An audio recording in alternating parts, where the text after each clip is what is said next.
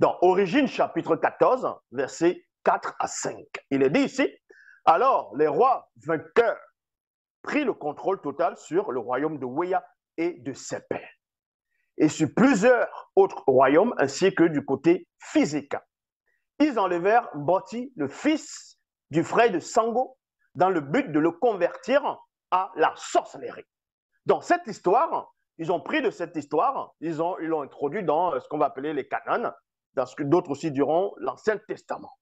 C'est à l'époque où on parlait de Mboti dans les Bibles classiques, on va l'appeler Lot, le neveu d'Abraham, c'est-à-dire son nom ici, c'est Sango. C'est où les rois sont allés en guerre. Et Abraham aussi est allé délivrer son neveu Lot. Et là-bas, il a pris beaucoup de trésors.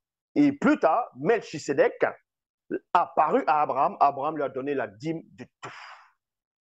C'est cet épisode ici qu'ils ont une partie de cet épisode qu'ils ont pris, ils ont falsifié, ils sont allés raconter des hérésies. Ils ne sont même pas capables de vous dire qui est Melchisedec dans les Bibles classiques. Ils vous diront juste que il est le prêtre du Dieu très haut. Et ils vous disent aussi qu'il n'a pas de mère, il n'a pas de père, il n'a pas de généalogie, il n'a pas de commencement, il n'a pas de fin. Mais si Melchisedec n'a pas de commencement, n'a pas de fin, ça veut dire qu'il est au-dessus de Dieu. Ça veut dire qu'il est au-dessus de votre Jésus. Vu que vous dites que Jésus est Dieu et que Dieu dit qu'il est l'alpha et l'oméga, ça veut dire le commencement et la fin, selon vos expressions, et que Melchisedec, lui, n'a pas de commencement, il n'a pas de fin, mais logiquement, vous devez croire à celui qui n'a pas de commencement, qui n'a pas de fin, au lieu de croire à celui qui a un commencement et qui a une fin. Vous voyez la logique? Bon, on vous dit ici dans Origine, chapitre 14, versets 4 à 5, c'était à une époque où les rois sont allés en guerre. Les rois non initiés sont allés en guerre de différents royaumes, du différents territoires de Wassé, de l'Afrique ancestrale. Et on vous apprend aussi que les rois vainqueurs prirent le contrôle total sur tout le royaume de Wea, c'est-à-dire de Sodome et de ses pères, Gomorre. Et sur plusieurs autres territoires, c'est-à-dire royaumes, ainsi que du côté physique. Il y a point. Ils enlevèrent Boti, c'est-à-dire Lot, le fils du frère de Sango, Abraham, dans le but de le convertir dans la sorcellerie. Parce que ces rois étaient déjà initiés dans la sorcellerie, ces rois vainqueurs, c'était des sorciers et de différentes branches, dont ils voulaient manifester le climat de terreur, de confusion, de peur, d'angoisse, on va dire tout simplement d'asservissement, afin que des personnes deviennent établir le nouvel ordre mondial, des serviteurs, des démons, des serviteurs des anges déchus, des serviteurs de Satan, et aussi et dans le but que Satan puisse choisir, établir selon lui, selon le plan, un sauveur unique. Donc un sauveur unique pour eux, c'est le sorcier suprême.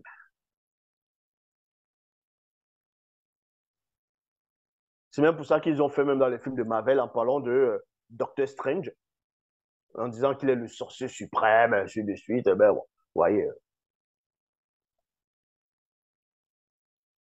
Dans Origine, chapitre 33, verset 36, Origine 33, verset 36, les autres fils de Tindi, donc c'était aussi à une époque où, à l'époque du puissant Tindi, celui qu'on va appeler Jacob, du coup, dans les Bibles classiques, les autres fils de Tindi brûlèrent tous les livres de sorcellerie et détruisit toutes les idoles de la région parce qu'on avait voulu déshonorer spirituellement leur sœur.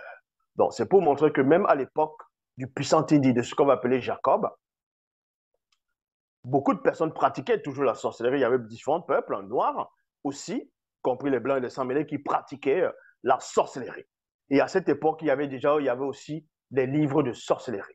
Comment on apprenait, on initiait les gens, il y avait des écoles de sorcellerie, c'est-à-dire, les écoles de sorcellerie, ce qu'on va appeler, maintenant, ça va s'appeler des sectes pernicieuses, ou tout simplement les temples, ainsi de suite, où on va enseigner des personnes, on va vous expliquer, ils vont illustrer les anciens livres de sorcellerie, on dessinait, on représentait les démons dedans, c'est-à-dire on dessinait les démons, on les représentait sous forme d'image, on expliquait la nature de ce démon, dont on initiait les élèves, les apprentis sorciers, Et tous ceux, bon, en fonction de la branche, parce qu'il y avait des étapes à franchir.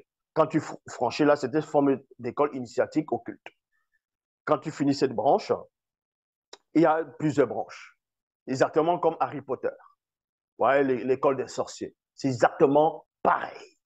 L'école des sorciers Harry Potter. Donc, ce qu'ils ont dit là, ils n'ont pas inventé ça. Ce sont les choses qui existaient déjà. Vous voyez, les gens viennent à l'école, l'école des apprentis, chacun va entrer.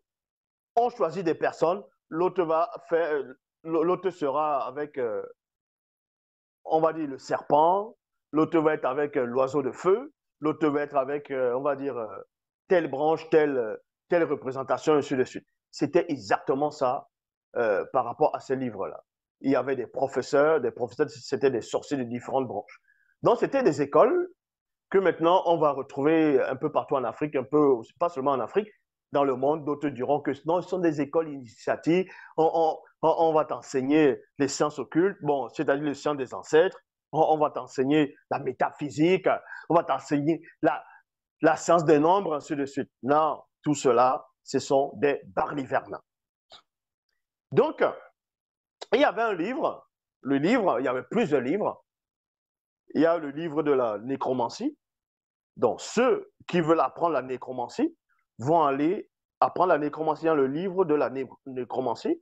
Et il y a le livre, on va dire, pour être un sorcier de telle branche, l'autre le livre pour être magicien, l'autre le livre pour savoir faire des incantations, le livre pour envoûter, le livre pour séduire, le livre pour sortir du corps, pour aller abuser intimement avec des femmes, avec, on va dire, les Midima Kanja. Les Midima Kanja, on les appelle, quand on traduit, d'autres vont traduire, vont dire les maris, les femmes de nuit, ou tout simplement les succubes et les incubes. Donc, ce sont les esprits violeurs. Donc, ici, il y avait plusieurs branches. C'est pour ça qu'à l'époque de Tindi, Tindi savait cela. Donc, ses enfants, ses fils ici, vont brûler tous les livres de sorcellerie de cette région-là, les livres de sorcellerie de cette région. Ils vont détruire les idoles de la région. Ils vont aussi détruire les livres, on va dire les idoles de la région.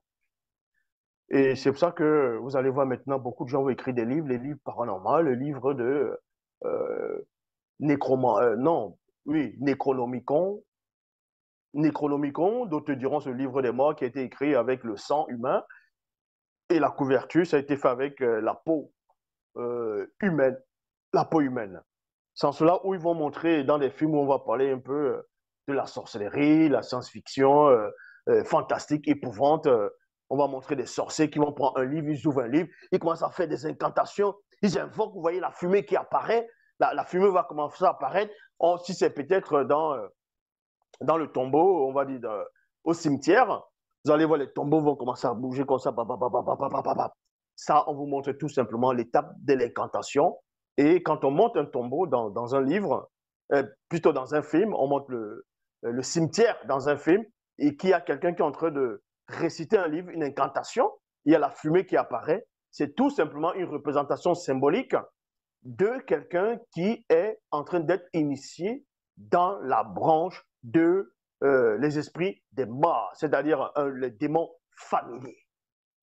C'est les démons familiers, donc c'est quelqu'un qui travaille avec les démons familiers. C'est toujours un sorcier, mais qui est dans la branche de démons familiers, et souvent, il travaille avec les démons, c'est-à-dire les démons pitons, donc avec les nécromanciens aussi.